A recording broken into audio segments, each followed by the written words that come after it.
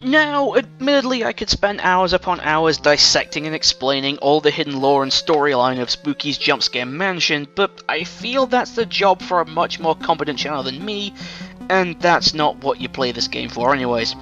You play Spooky's Jumpscare Mansions for all the nightmarish monsters, or as the game calls it, specimens that roam the halls. The main premise of the game is that you decide to explore this creepy-looking mansion on a hill in the middle of nowhere, and you're tasked with making your way through all 1,000 rooms of the mansion. What may start out as an unassuming parody of the horror genre, thanks to the titular Spooky looking more cute than scary, and the first enemy you encounter being nothing more than a literal cardboard cutout, quickly turns into a nightmarish experience as you encounter more and more terrifying creatures through a ton of disturbing locations, each one managing to somewhat tie to the specimen you encounter there. And these specimens are an incredibly varied bunch, pulling inspirations from all across horror media. Some serve as shout-outs to classic horror movies like Ringu, The Thing, and The Shining, classic horror games like Resident Evil, Silent Hill, and Clock Tower.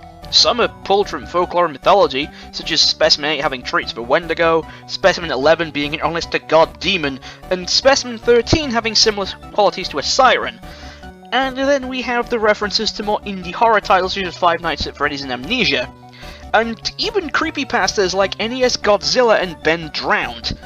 Hell, one of the specimens has the subtitle The Wall of Flesh, which, coupled with its appearance, makes me confident enough to say that it's probably a reference to a similarly named creature from Terraria, and one of the specimens from the Endless Mode DLC is literally just Whiteface from the game I'm Scared: A Pixelated Nightmare.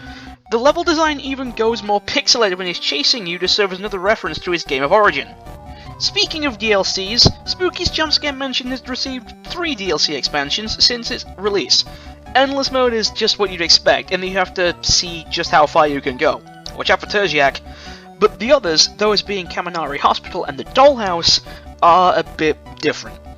They're more open in comparison to the room-based system of the main game and serve as a way to expand the narrative, while also being pretty damn creepy in their own right, and like Endless Mode, and a bunch of new specimens for you to go up against. Hell, Kaminari Hospital is basically one giant love letter to the Silent Hill franchise. This game might not seem like much on the surface, but just like Spooky herself, looks can be quite deceiving.